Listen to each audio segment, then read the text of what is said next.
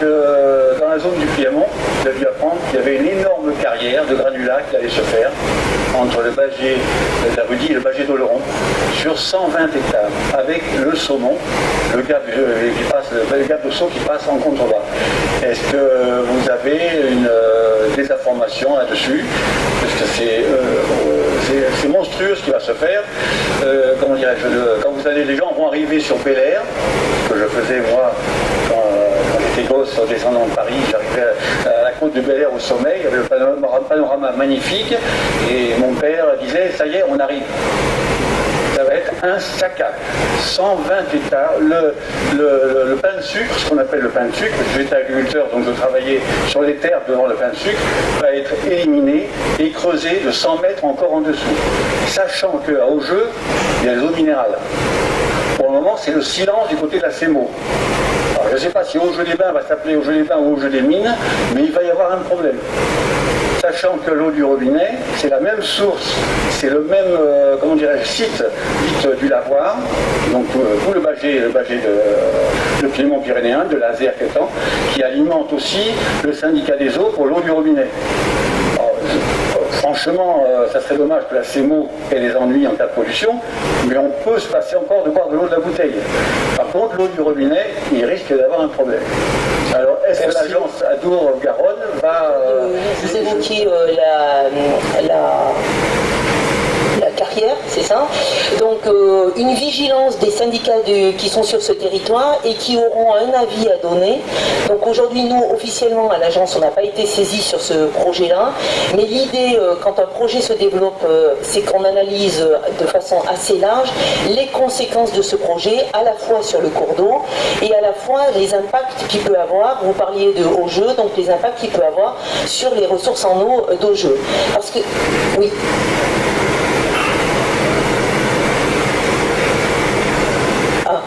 Donc ça m'étonne un peu quand même. On pourra en rediscuter. Hein. Alors, sur ces impacts et sur ces travaux qui peuvent être faits à proximité des cours d'eau, aujourd'hui, dans un contexte de changement climatique, on se dit bien, et ça existait déjà hier, il fallait éviter de mettre à mal ces milieux aquatiques. Donc aujourd'hui, au contraire, il faut encore plus qu'hier analyser et ne pas créer finalement des dysfonctionnements majeurs dans une situation où demain, on en a peu parlé ce soir, le dérèglement climatique, ce qui se profile demain, c'est quand même une tension certaine sur la gestion de l'eau. Aujourd'hui, chacun ouvre son robinet, se pose pas trop de questions. Demain, on ouvrira peut-être son robinet, mais on aura moins d'eau pour nos jardins.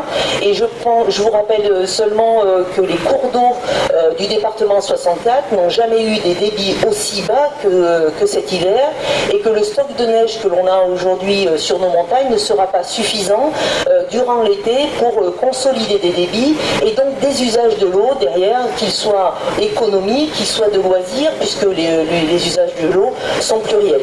Donc sur les territoires, il y a ces structures de rivières et qui sont là pour accompagner des projets, donc des projets qui vont maintenir de la biodiversité, maintenir la qualité des cours d'eau et préserver ces milieux exceptionnels.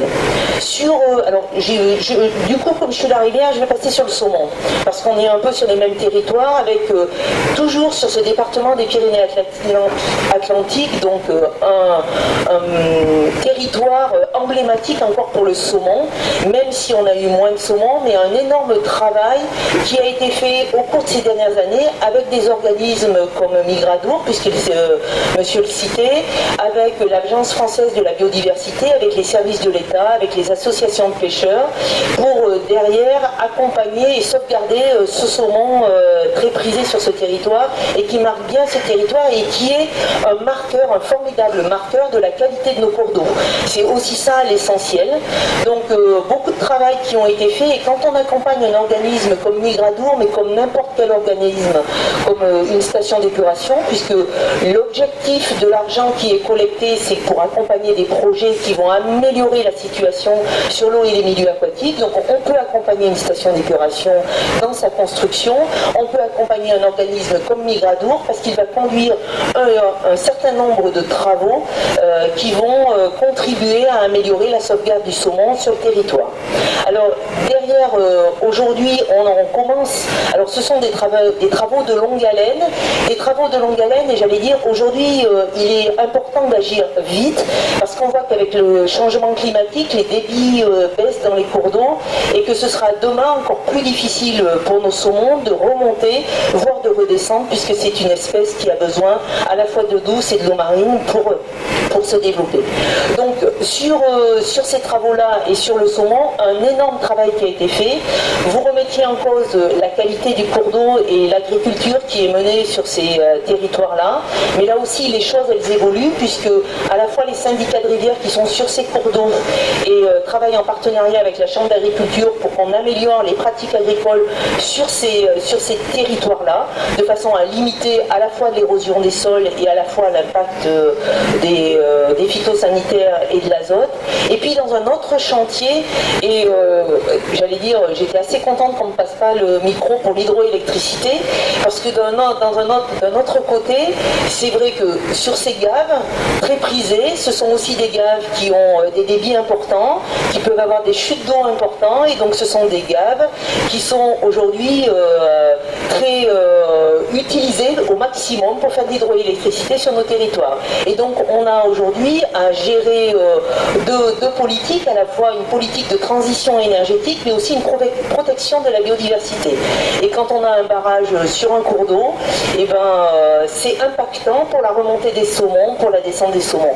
Alors aujourd'hui, un vaste programme accompagné par l'Agence de l'eau a permis de mettre en place des passes à poissons, de limiter, de mettre en place des grilles fines pour ceux qui sont, pour qu'à la dévalaison, eh ben, on ne fasse pas du sushi de saumon. Et donc toutes ces actions-là sont accompagnées par l'Agence de l'eau Alto-Garonne avec l'ensemble de nos contributions, j'allais dire, puisque le principe même de la solidarité financière fait que toutes les contributions sont globalisées pour accompagner des projets décidés par un conseil d'administration.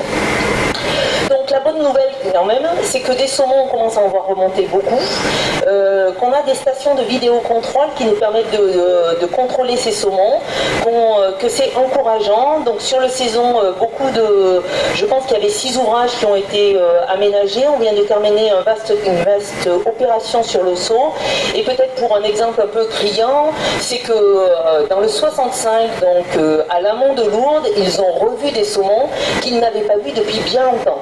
Donc ça veut dire que sur les gaves, depuis la côte, il y a encore pas mal d'obstacles, hein, il y a encore pas mal de travaux à faire, mais on commence à voir remonter ces saumons, sachant que les zones de frayade de ces saumons sont bien sûr les amont de nos territoires où ils ont besoin de zones froides, particulièrement ombragées, donc ils trouvent ces milieux propices aux frayères, donc en amont, et il faut leur favoriser cette remontée des saumons.